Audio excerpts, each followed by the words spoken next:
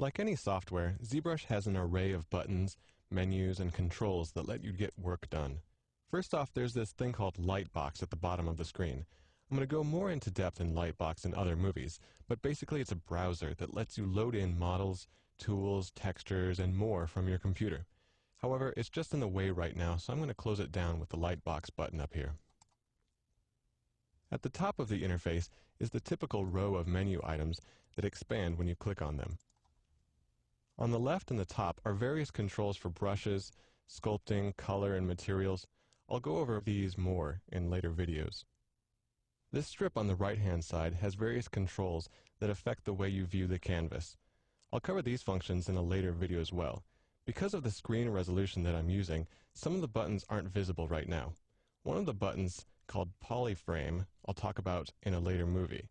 The others are less commonly used and won't be covered in this course.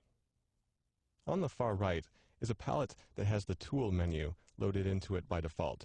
In order to see everything that the Tool menu has to offer, let's load up a tool.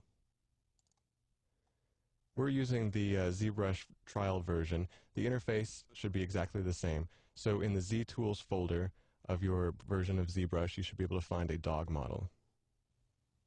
Now we can see that there are several sub-menus under the Tool menu. Click on the names to expand them and see that there are additional controls under each of them. If the list goes off the screen, you can just click and drag anywhere on it and scroll the palette up. You can click the name of one of these sub-palettes to close it again.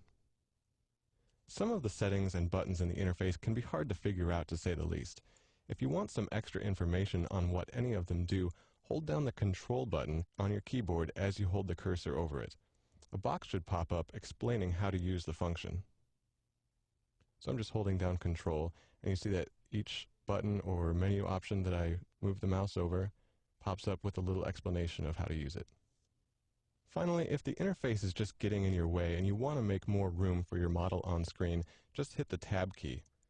That hides a lot of the interface. Hit Tab again to bring it back. With a basic understanding of the interface out of the way, we can now move on to a more in-depth exploration of ZBrush and its many capabilities.